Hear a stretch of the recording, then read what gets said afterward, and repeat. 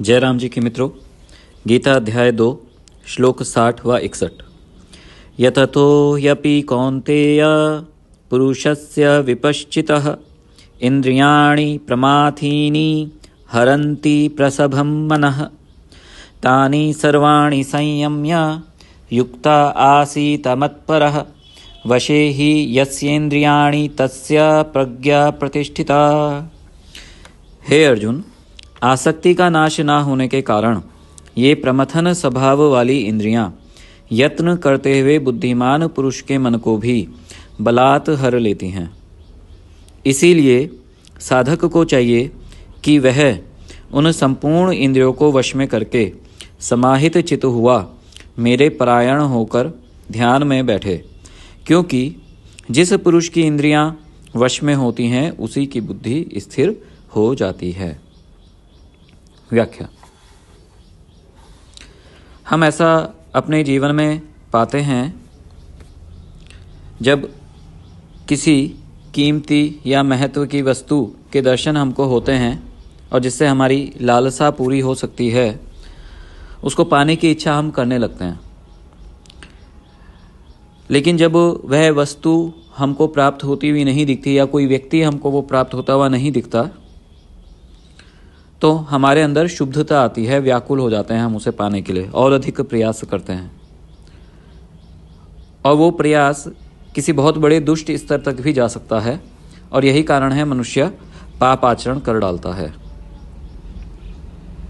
यथार्थ ज्ञान रूप बुद्धि की स्थिरता चाहने वाले पुरुषों को पहले इंद्रियों को अपने वश में कर लेना चाहिए, क्योंकि अगर हमने इंद्रियों को वश में नहीं किया तो बहुत भयंकर दोष होता है। यही दोष इन श्लोकों में बतलाया गया है। भगवान श्री नारायण नर ऋषि अर्जुन को बोलते हैं, हे कुंती पुत्र अर्जुन, बाह्य विषयों का ज्ञान कराने वाली इंद्रियां जब विषयों में लगातार लगी रहती हैं, तब उन विषयों में मन आसक्त हो जाता है। इस प्रकार सांसारिक विषयों में लगी हुई इंद्रियां उस जीव के अंतःकरण को मथ डालती हैं। इसलिए भगवान ने शब्द बोला प्रमाथीनी। जब वो अंतःकरण को मथ डालती हैं, यानी कि ये इंद्रियां विषयों की ओर लगे हुए जीव को शुद्ध कर देती हैं, व्याकुल कर देती हैं, और व्याकुल करके उस बुद्धिमान पुरुष को, जो शास्त्र ज्ञानी भी है, अच्छा साधक भी है, ऐसे विवेक संपन्न मनुष्य के मन को भी विचलित कर देती हैं।